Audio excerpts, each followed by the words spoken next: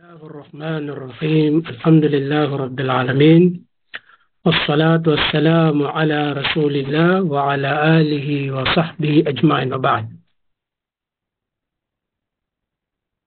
يقول الله تبارك وتعالى في الكتاب المنزل بعد أعوذ بالله من الشيطان الرجيم بسم الله الرحمن الرحيم يا أيها الذين آمنوا توبوا إلى الله توبة نصوحا إلى آخر الآية.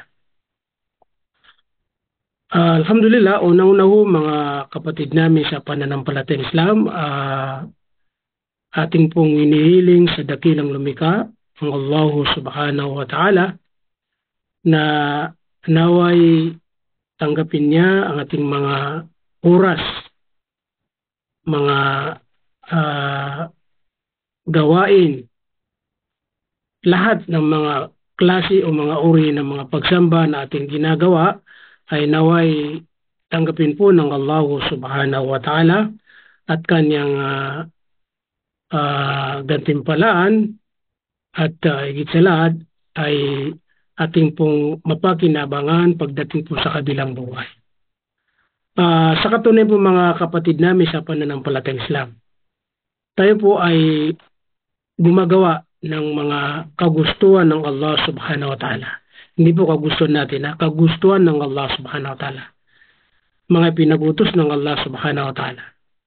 Ito'y ginagawa po natin na kung saan hindi po para sa dakilang lumikha, hindi po para sa ating tunay na Diyos na naglikha sa atin, kundi ito ay para lamang sa ating sarili. Na kung saan mapabilang po tayo sa mga taong pagkakaluban ng Allah subhanahu wa ta'ala ng pagpapala sa kabilang buhay.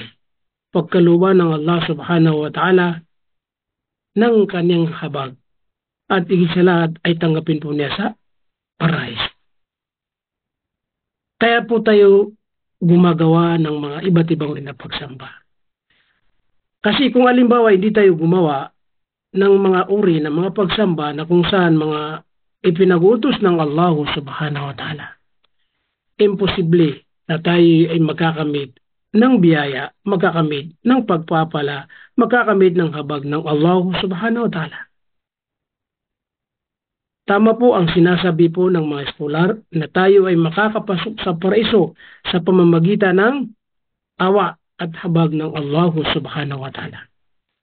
Pero kung hindi po tayo maging masunurin sa dakilang lumikha, hindi po tayo magpasakop sa Islam, hindi po tayo sumuko sa dakilang lumikha, paano natin po makakamit ang awa at habag ng Allah subhanahu wa ta'ala?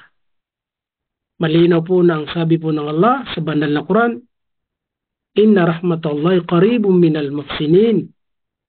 Katotohanan ang habag at awa ng Allah subhanahu wa ta'ala, ito ay saan? Malapit.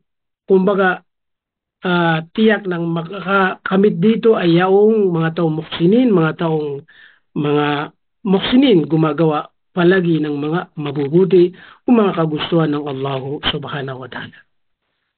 Kaya po mga kapatid namin sa pananampalatayang Islam, na hiniling natin sa Allah, natanggapin po na kasi walang magtatanggap, walang magbibigay ng kantipala sa ating mga gawain maliban lamang sa Allah subhanahu wa ta'ala. Balisa ngayon po, dadako po tayo sa ating pinakapaksa. Ngayon pong nabasa ang ating pong first na pag-usapan po natin ay patungkol po sa tinatawag na ang pagbabalik loob sa Allah, ito ay minamahal ng Allah subhanahu wa ta'ala. So, sa madaling sabi, yaong mga taong nagbabalik loob sa Allah, nagsisisi sa kanilang mga nagawang masama, kaya sila nagbalik loob kay Allah subhanahu wa ta'ala. Tiyak po na makakamit nila ang pagmamahal ng Allah subhanahu wa ta'ala. Isa po yan sa nabanggit sa banal na Quran. Opo. Inna Allaha yuhibbut tawwabin wa yuhibbul mutatahhirin. Ang Allah subhanahu wa ta'ala minamahal niya yaong mga taong kumbaga nagbabalik loob sa kanya. Mga taong humingi ng kapatawaran sa Allah subhanahu wa ta'ala. Mga taong nagdadalisay sa Allah subhanahu wa ta'ala. Pag sinabi mutahirin, mga taong nagdadalisay sa Allah, gumagawa sila ng mga iba't ibang uri na pagsamba para maging dalisay po sila sa Allah subhanahu wa ta'ala. Para makamit nila ang kapatawaran ng Allah, nang sa ganun ay maging dalisay po sila sa Allah subhanahu wa ta'ala. So mga kapatid namin sa pananampalataya, normal na tayo po ay nagkakasala. Normal na tayo po ay nakakagawa ng masama. Minsan ang ating mata hindi natin namamalayan nakakagawa ng hindi kalugod-lugod sa Allah. Pag ito'y ginamit sa hindi kagustuhan ng Allah. Minsan ang ating tainga nakakarinig ng mga hindi kagustuhan ng Allah. Diba po? Minsan ang ating mga kamay, isip, nakakagawa ng masama na hindi namamalayan. Mayroon naman na talagang sinasadya. Sa madaling sabi, hindi po tayo kailanman magiging perpekto sa buhay. Kailanman hindi tayo magiging perpekto sa pagdating sa pananampalataya sa Allah subhanahu wa ta'ala. Mayroon pa rin tayong pagkukulang. Mayroon pa tayong pagkakamali. Kahit anong gawin natin, nandun pa rin yun. Kasi malinaw yan sa hadith al-Qudsi, malinaw po yan sa hadith ng Propeta Muhammad sallallahu alaihi wasallam na tao tayong tiyak na magkakasala. Kaya tuwing tayo nagkakasala, ang pinaka mainam ay nagbabalik loob tayo sa Allah subhanahu wa ta'ala. Kasi nandun na yung pagmamahal ng Allah sa mga taong laging nagbabalik sa Kanya. Kaya sa hadith ng Propeta Muhammad sallallahu alaihi wasallam, napakalinaw. Kullu bani Adam khata'un, lahat ng mga angka ni Adan, kasama tayo ron, sila po ay nagkakasala. Nagkakamali. Allahu Akbar. Kaya ang pinakamainam sa nagkakasala, sabi ng Propeta Muhammad sallallahu alaihi wasallam, sa mga nagkakamali, ay magbalik loob sila sa Allah subhanahu wa ta'ala. Khairu at-tawwabin. Ang pinakamainam sa mga nagkakasala, magbabalik loob sila sa Allah subhanahu wa ta'ala. Mga mahal naming kapatid sa pananampalataya sila. Ang pagbabalik loob sa Allah subhanahu wa ta'ala na ating pong pinaniniwalahan na kapag ito'y ginagawa ng isang alipin ng Allah subhanahu wa ta'ala, ay tiyak na magkakamit siya ng pagmamahal ng Allah subhanahu wa ta'ala. At hindi lang basta magkakamit ng pagmamahal, talagang tunay na mamahalin siya ng Allah subhanahu wa ta'ala kapag siya ay nagbabalik loob sa Kanya. Sa isang hadith ng Propeta Muhammad sallallahu alaihi wasallam na tumutukoy sa pagmamahal ng Allah sa mga taong nagbabalik loob ay higit ang pagmamahal ng Allah subhanahu wa ta'ala. Isang hadith na sa kahulugan, may isang mama na siya ay naglalakbay kasama ang kanyang mga kagamitan sa paglalakbay. Nandun na yung pagkain niya, nandun na yung lahat ng mga nisisita po niya. Kumbaga, nakasakay doon sa isang kabayo. Nang siya naglakbay at naglakad, hanggang dumating yung punto na nagpahinga po siya. Sa madaling sabi, nagpahinga at naidlip hanggang sa nangyari ay nakaalis ang kanyang kabayo na kasama ang kanyang mga kagamitan. Kaya nung paggising niya na nawala ang kabayo, na nandun ang kanyang makagamitan, normal po sa isang tao kung tayo yun. Na ang ating mga kagamitan, pagkain, lahat ng mga pangangailangan natin sa paglalakbay ay nandun na lahat sa ating kabayo. Kumbaga, kung sa sasakyan, nandun na lahat ang ating mga, pero nawala yung sasakyan, maaari na may kumuha, di ba? Parang ganun. Subhanallah. Kaya nagkaroon ng problema ang tao na yun. Katulad natin na nagkakaroon ng problema kapag may nawala. Lalong-lalo na yung, kumbaga, doon nakasalalay po ang ating buhay. Nagsimula na hanapin ang kabayo niya na nandun na lahat ang kanyang mga pangangailangan hanggang sa siya napagod dahil hindi niya na nahanap. Kaya obligado na magpahinga po siya. Sa isang kwento, nagpahinga po siya sa kumbaga lilim ng isang puno. Sa sobrang pagod, nagpahinga doon at naidlip din hanggang sa nangyari paggising niya. Paggising niya mga naming kapatid sa pananampalatayang Islam. Ang kanyang kaharap ngayon ay ang kanyang kabayo, nandun ang kanyang mga kagamitan o mga dala-dala. So tingnan niyo po itong hadith. Kung tayo po yun, ano ang mararamdaman natin mga kapatid namin sa pananampalatayang Islam? Di ba matutuwa tayo? Pagiging masaya po tayo dahil siyempre nakita po natin ang ating kumbaga kung saan mga ating ari-arian. Yung nawala, di ba? Sa sobrang tuwa, sabi po ng mga eskola, ng isang mama, nagpasalamat niya sa dakilang lumikha. Kaso lang, sa sobrang saya, hindi niya namalayan, ay nagkabaliktad ang kanyang salita. Ano ang kanyang nabanggit, mga mahal naming kapatid, sa pananampalatayang Islam?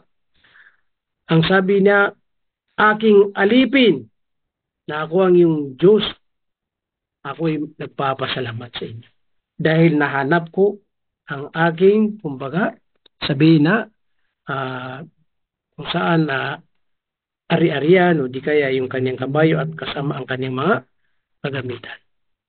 Tingnan niyo po, nagkabaliktad ang kanyang sinabi. Ang dapat, di ba, aking Panginoon, ako'y nagpapasalamat sa inyo bilang alipin ninyo. Pero nagkabaliktad, ang nabanggit niya ay aking alipin. So sabi ng may scholar, walang problema doon, walang pagkakasala doon dahil siyempre nagkamali po siya na hindi sinasadya. Kabilang po yan sa ating paniniwala, turo ng Islam, na kapag hindi sinasadya, hindi po tayo magkakasala. Lalo pinilit, hindi rin ganun. At saka yung nakalimutan, nakagawa ng masama na nakalimutan, hindi rin tayo magkakasala. So dahil po sa sobrang saya ng tao, yun ang kanyang nasabi. Tandaan po natin, dahil sa sobrang saya, kaya niya nagawa po yun. Subalit mga kapatid namin sa pananampalatayang Islam, yung kanyang sobrang saya, dahil nakita niya, nahanap niya ang kanyang hinahanap. Yun daw ay mas higit pa ang saya ng Allah at tuwa ng Allah subhanahu wa ta'ala sa mga taong nagbabalik loob sa Kanya. Yung taong may plano, taong ginawa niya na nagbalik loob kay Allah subhanahu wa ta'ala, higit pa ang tuwa at ligaya ng Allah subhanahu wa ta'ala. Sa madaling sabi, mahigit o mas natutuwa at na nagkakaroon ng saya at ligaya ang Allah subhanahu wa ta'ala, mga kapatid namin sa pananampalatayang Islam. Okay, may pumasok po. Okay. Okay, bilang papapatuloy. So, yun ang kahalagahan po ng taong kung saan nagbabalik loob kay Allah subhanahu wa ta'ala. So, di ba, napakalinaw po mga kapatid namin sa pananampalatayang Islam, na kung saan, dahil sa sobrang saya, excuse mo na kasi may subhanallah. Yung kanyang sobrang saya at ligaya, sa dakilang lumika, mas higit pa yung kanyang saya at ligaya sa mga taong nagbabalik loob po sa kanya palagi. Kaya mga kapatid namin sa pananampalatayang Islam, kaya gawin natin kaugalian na dahil tao po tayo nagkakasala at nagkakamali. Huwag tayong kumbaga sumuko. Mag-isip na dahil marami akong nagawang kasalanan, baka hindi ako patawarin ng Allah subhanahu. Hindi. Kaya sabi po natin, kung ikaw ay lagi nagbabalik loob kay Allah, lalong tayong minamahal ng Allah subhanahu wa ta'ala. Kaya po mga kapatid namin sa pananampalatay Islam, sa mga malaking nagawang kasalanan, sa mga inisip niya na sobrang dami ang kanyang nagawa na kasalanan, huwag mawala ng pag-asa sa dakilang wika. Kaya sa Quran isa sa sinabi ng Allah, la taqnatu min rahmatillah. Huwag tayong mawala ng pag-asa, huwag tayong mawala ng pag-asa, paghahangad sa awa at habag ng Allah subhanahu wa ta'ala. Inna Allah yaghfiru dhunuba jami'a. Katotohanan ang Allah subhanahu wa ta'ala ay pinapatawad niya ang lahat ng mga kasalanan o mga nagawa nating kasalanan kung tayo'y ganap at tunay na nagbabalik lubos sa Kanya. Subhanallah. Kaya kahit gaano kadami ang ating nagawang kasalanan, basta magbalik loob tayo kay Allah ng ganap, tatanggapin ng Allah subhanahu wa ta'ala at patatawrin tayo ng Allah subhanahu wa ta'ala.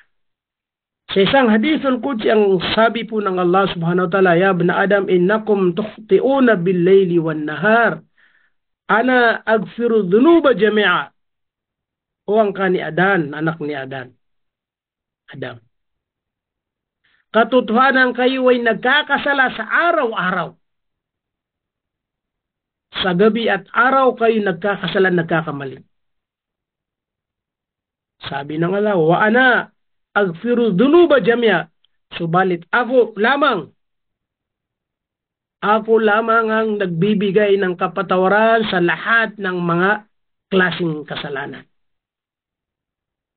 Basta lang magpakita po tayo ng ganap na nagbabalik loob kay Allah, humingi ng kapatawaran kay Allah, kaya patatawrin tayo ng Allah subhanahu wa ta'ala. Sa ibang salaysay, sa hadithul qudsi, ang sabi po ng Allah subhanahu wa ta'ala, ya ibn Adam, innaka ma da'awtani wa rajawtani ghafartu lak ala ma kana mink wala ubali. O anak ni Adam, katotohanan, hanggat ikaw ay umingi sa akin ng kapatawaran, hanggang ikaw ay nagmamakawa sa akin, nakikiusap sa akin na mapatawad ang inyong kasalanan, ang sabi po ng Allah sa hadithul qudsi, ghafartu lak ala ma kana minka wala ubali. Patatawarin kita sa mga nagawa mong kasalanan. At hindi magiging hadlang kung anuman ang mga nagawa mong kasalanan. Anong mga klaseng kasalanan, anong mga uri na kasalanan. Basta tunay kang magbabalik loob sa akin, aking patatawarin ang iyong mga kasalanan. So lumalabas kapag hindi ka nananalangin kay Allah, hindi ka nagmamakawa kay Allah, hindi ka naghingi ng kapatawaran kay Allah, hindi mo po makakamit ang kapatawaran ng Allah subhanahu wa ta'ala. Yan ang pangako ng Allah. Habang tayo nananalangin sa Kanya, nagmihiling sa Kanya, nagmamakawa sa Kanya, nakikiusap sa Kanya, tungkol sa ating mga kasalanan, basta ginawa po natin yan, patatawarin po tayo ng Allah subhanahu wa ta'ala. Subhanallah. Sa banal na Quran, malinaw po na ilang bis na binanggit ng Allah na pinapatawad niya lahat ng mga klase ng kasalanan. Maliban lamang sa shirk. Opo, ang ibig sabihin ng shirk, pagtatambal, ito dakilang malaking kasalanan, hindi pinapatawad ng Allah. Pero yung taong nagsishirk, nagtatambal, sumasamba ng iba, pag nagtauba siya, nagbalik loob siya sa Allah subhanahu wa ta'ala, tatanggapin pa rin ng Allah subhanahu wa ta'ala ang kanyang pagbabalik. Malinaw, hindi pinapatawad ni Allah ay ang pagtatambal sa kanya. Pero bukod doon, lahat pinapatawad niya. Okay, ngayon, halimbawa, ikaw ay isang, sabihin natin, hindi na Muslim. Nagtatambal kasi sumasamba ng ibang Diyos. Ibang tinutukunin na Diyos, di ba? Pero sa oras na magbalik loob kay Allah, ang kanyang paniniwala na tunay na Diyos, si Allah lamang, hindi na magiging nagtatambal. Ibig sabihin, mawawala ang kanyang kasalanan kasi tatanggapin po ng Allah ang kanyang paghingi ng kapatawaran kasi nagbalik loob siya kay Allah subhanahu wa ta'ala. So, ibig sabihin, basta panatilihin po ang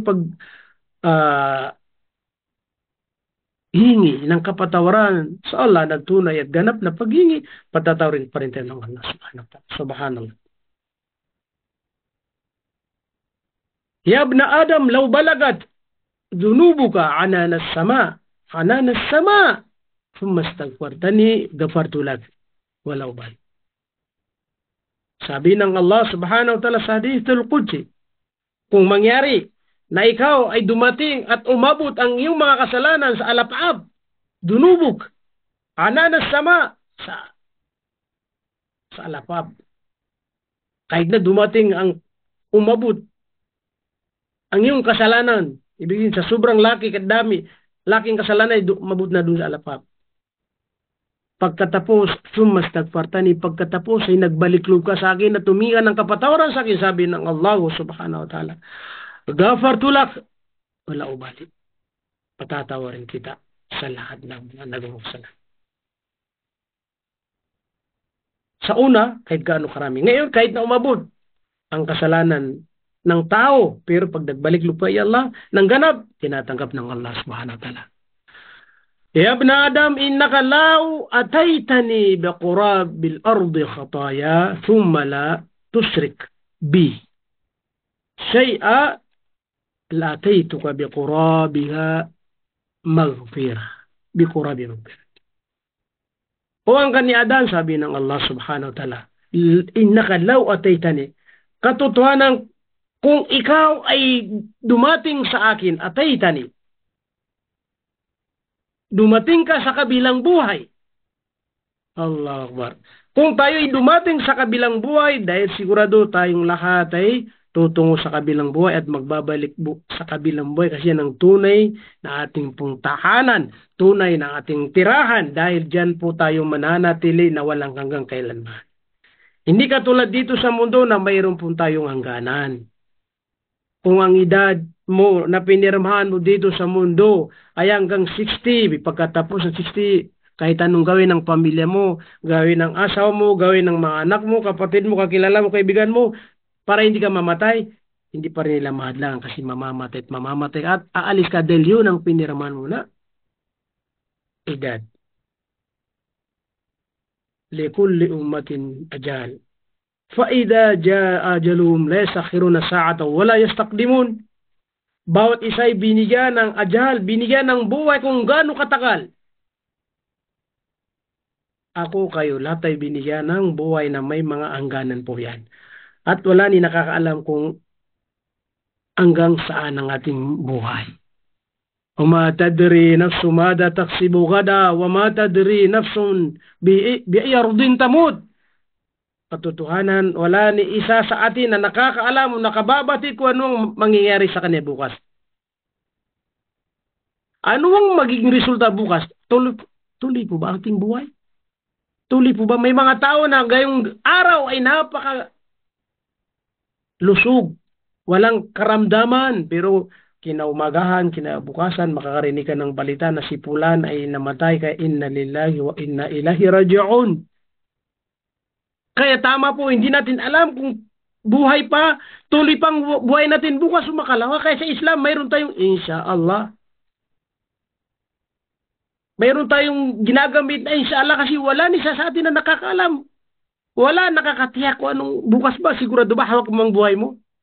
Kaya insyaAllah, ginagamit natin yan. Bukas mayroon akong pupuntahan insyaAllah. Bukas ganito, bukas insyaAllah. Bakit kasi hindi mo hawak ang buhay? Marinag gabi na yun, hindi ka na magising. Dami mga taong natulog. Hindi nagising. Subhanallah. Mga kapatid namin sa pananampalatayang Islam, kaya ang sabi ng Allah sa Hadithul Qudsi, para tayo ay magkaroon ng tunay na paghahangad, pag-aasa, na kahit anong klase at uri na kasalanan nating nagawa, gano'ng kalaki, gano'ng karami, ay patatarin din ng Allah subhanahu wa ta'ala. Kaya ito yung sinasabi. Innaka law ataytani biqurabil ardi khataya. Kung ikaw ay makarating sa akin, ikaw ay dumating sa kabilang buhay na ang iyong kasalanan na dala-dala mo, kasama mong kasalanan. Kumbaga, ibig sabihin, nagawa mong kasalanan ay katulad, kasing laki itong mundo, biqurabil ardi khataya. Kumbaga ang kasalanan mo ay katulad itong biqurabil ardi khataya. Itong mundo, puno ang kasalanan mo, napuno na kasi tinutok yung mundo. Summa lakitani la tusyrik bi syai'a. At pagkatapos, hindi mo ako, kumbaga, hindi ka nagtambal sa akin. Hindi ka nagtambal sa akin. Ibig sabihin, hindi natin ginawa yung mga gawain pagtatambal sa Allah subhanahu wa ta'ala. Yung bang mayroon tayong mga ibang piningian na parang yun ang makakatulong sa atin. Yung ba dyan, yung ibang mga pinananaligan na mga bagay, hindi si Allah subhanahu. Yung mga gawing pagtatambal. Basta hindi tayo nagtambal kay Allah subhanahu wa ta'ala, itong sinabi ni Allah, lataytuka biqurabiha magfiratan, at aking igagawad sa iyo, lataytuka, aking ibibigay sa iyo, yung katulad din ng mundo na kung saan magfira kapatawaran. Kung kasalanan ay katulad ng isang mundo, punong-puno na ng kasalanan ng mundo, magbibigay ang tagapaglikha, igagawad ng tagapaglikha ang kapatawaran na kasing laki din ng mundo. Biqurabiha magfira. Papalitan ng Allah at ibibigay ng Allah yung kapatawaran na kasing tulad ng mundo. Ibig sabihin, mawawala at mawawala ang ating pong nagawang kasalanan, mga mahal naming kapatid sa pananampalatayang Islam. Napakalino po yan. Sinabi ng Allahu subhanahu wa ta'ala. Kaya huwag na huwag po tayong mawala ng pag-asa na kung saan kahit gaano karami ang ating mga nagawang kasalanan, patatawarin pa rin tayo ng Allah subhanahu wa ta'ala. Kaya yung ating binanggit na talata, yun ang magiging ano pa rin. Basihan natin, kailangan na nandun po tayo kasi ng kondisyon para makamit natin ang kapatawaran ng Allah kung tayo ay tunay na nagbabalik kay Allah. Ya ayyuhalladhina amanu tubu ila Allahi taubatan nasuha. O kayong mga mananampalataya, magbalik loob kayo kay Allah subhanahu wa ta'ala. Magbalik loob kayo sa tunay na Diyos ang Allah subhanahu wa ta'ala na kung saan may ganap na taubatan nasuha. Ganap, tunay na pagbabalik loob sa dakilang lumikha. Kaya ang sabi po ng mga scholar, ano po ba ang tunay na pagbabalik loob sa Allah? Taubatan nasuha, ano ba ang taubatan nasuha? Na masasabi natin na tunay na ikaw ay nagbabalik loob kay Allah. Kasi kapag hindi ka tunay na nagbabalik loob kay Allah, ay hindi po natin makukuha yung mga pangako, di ba? Kaya kailangan ganap at tunay, taubatan nasuha, tunay na pagbabalik loob. Kaya sabi po ng mga scholar, kanilang paliwanag, na tinutukoy na ikaw ay ganap na nagbabalik loob kay Allah ay may tatlong klase. Minsan, ginagawang apat. Dagdagang mga scholar na pang-apat. Pero tatlo muna. Unang-una mga malaming kapatid sa pananampalatayang Islam, na ikaw ay patunay na taubatan nasuha, nagbabalik loob kay Allah ng ganap. Unang-una, ay kapag nalaman mo yung ginagawa mo, alam mo na ngayon na ito ay kasalanan, ito ay hindi maganda, ito ay masama, ito ay hindi kalugulugod sa Allah subhanahu wa ta'ala. Ito ay pinagbabawal ng Allah subhanahu wa ta'ala. Pag alam mo yan, at ikaw ay ganap na magbabalik loob sa Allah subhanahu wa ta'ala, kailangan automatic. So sabi nga nila, automatic, iiwanan mo yan. Iiwanan mo yan. Kumbaga, tatalikdan mo yan. Fauran, ibig sabihin, nalaman mo ay hindi na. Hindi ko nagagawin yan kasi magbabalik loob ako kay Allahu subhanahu wa ta'ala. Pangalawa, sa madaling sabi, kailangan magkaroon ka ng tinatawag na yung an-nadama. Tunay na pagsisisi doon sa ginawa mo o nagawa mo masama. Magsisisi ka hanggang sa kung makakaya ng iyak ka sa Allah, so aking Panginoon, tunay na aking nagawa ganito. Inaamin ko na nagkasalamat. Nagsisisi ka ng ganap. Nagmamakawak sa Allah. Yan ang pangalawa na patunay na ikaw ay nagbabalik loob ng ganap kay Allah. magdudua ka, magsisi ka, iyak ka. Sabi na sa kasabihan na, pinagsisihan mo yung mga ginawa. Kailangan meron yan. At pangatlo, ito yung tinatawag na hindi mo babalikan. La ya'ud al-ma'asiyah. Huwag mong balikan kasi unang-una, tinalikdan mo. Pangalawa, pinagsisihan mo. Kaya pangatlo, huwag mong balikan. Kung tunay kang nagbabalik. Pero sa mga oras na binalikan mo yung pinagsisihan, lumalabas doon na hindi ka ganap na nagbabalik lo kay Allah subhanahu wa ta'ala. Kaya hindi natatanggap, di ba? So, matatanggap po ang ating pagbabalik loob kay Allah, makakamit ang pagmamahal ni Allah, so sobrang saya at ligaya ng Allah sa pamamagitan po na magpapakita po tayo na ganap na tunay na pagbabalik loob sa mga kondisyon, sa pamamagitan ng mga kondisyon. Una, tatalikdan po natin. Pangalawa, pagsisisihan po natin. Pangatlo, ay hindi natin babalikan. Ang dagdag po ng mga eskolar na pang-apat, kung mayroon tayong mga nakuha na daya sa ating kapwang tao, kahit sino yan, kailangan ibalik mo sa kanila. Kung pera, bagay, kayamanan na nadaya natin sa kanila, nakuha natin sa kanila na hindi nila ibinigay, hindi po sila papayag, tapos pinilit natin o gumawa tayo ng paraan para makuha natin hanggang sa napasa atin, ito ibabalik lahat yan. Ito yung sinadya na talagang dinaya mong tao. Iba naman yung utang, kasi utang nagkasundo, pero babayaran pa rin. Kung hindi mo bayaran, yun pa rin ay mayroon ding tinatawag na, kumbaga, depende yan. Kung sinasadya, talagang hindi magandang nangungutang. Pero kung alimbawa, may mga kadahilan na sapat, hindi po yun, ibig sabihin, dinadaya po. Okay? So mga kapatid namin sa pananampalataya Islam, ibig sabihin noon, kung mayroon tayong mga nakuha, lupa man, o bagay naman, o pera naman, paman yun, kung tunay tayo nagbabalik o kaila, ibabalik natin sa kanino man. Diba? Kung namatay, may pamilya siya, doon ibigay sa pamilya. Diba? Yun ang ibig sabihin nun, ibinabalik. May laptop ka, pero hindi siya yun. Mayroong nagmamayari at kinuha mo sa kanya, dinaya mo siya, gumawa ng parang hanggang sa napasayo, ibabalik mo yan kasi ikaw ay nagbabalik loob ng anak. Mga kapatid namin sa pananampalataya Islam. Ito po ang mga kondisyon sa pagbabalik loob kay Allah na masasabi na tunay at ganap na napagpabalik loob kung tawagin ay taubatan nasuha. Taubatan nasuha. So mga kapatid namin sa pananampalataya Islam, sana po itong natitira na buhay po natin, di natin alam kung kailan po ito mawawala, ihinto, siya lamang nakakalam. Kaya iniling natin sa Allah subhanahu wa ta'ala ay manatili po tayo sa ating mga tungkulin na kung saan pagsasagawa ng mga kagustuhan ng Allah subhanahu wa ta'ala. Kagustuhan ng Allah. Manatili po tayo sa mga ipinagutos ng Allah subhanahu wa ta'ala. Mga kamahal namin kapatid, dahil po kung tayo maging istikamat, manatili sa mga gawain, ng mga pagsamba, mga kagustuhan ng Allah, sigurado darating ang kamatayan na nandun na tayo.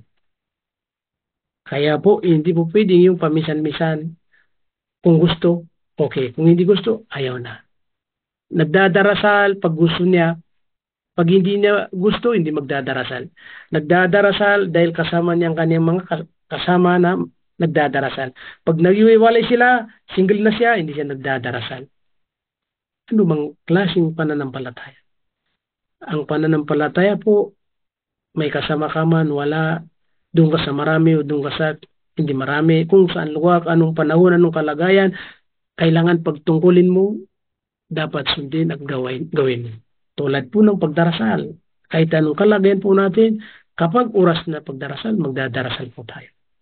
Mga malaming kapatid sa pananampalataya, tiyak po na magsisisi ang mga taong pagdati ng oras na kamatayan. At hindi nila nagawa ang mga gusto ng Allah, lalo kung sila nagdadarasal, doon sila magsisisi, pero hindi po tatanggapin ng Allah. Pagsisisi na hindi tatanggapin ng pagbabalik loob na hindi tatanggapin ng Allah. Habang may buhay tayo, nasa atin ang buhay. Kaya, tatanggapin ng Allah ang ating pagbabalik loob sa Kanya. Pero pag sa oras na, babawian tayo ng buhay, hindi po na tatanggapin. Yung aya na sinabi sa banal na Quran, mga taong magbabalik loob daw. Kasi dumating ang kamatayan sa kanila. Dumating ang kamatayan sa kanila. Sa kanila silang Allah. Kaya sasabihin ng Allah, hindi ko na kayo pagbibigyan. Hindi ko na kayo patatawarin kasi kumbaga huli ng lahat.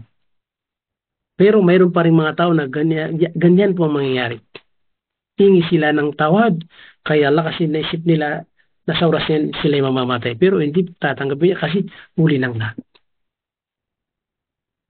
Yan ang sinabi sa banal na Quran.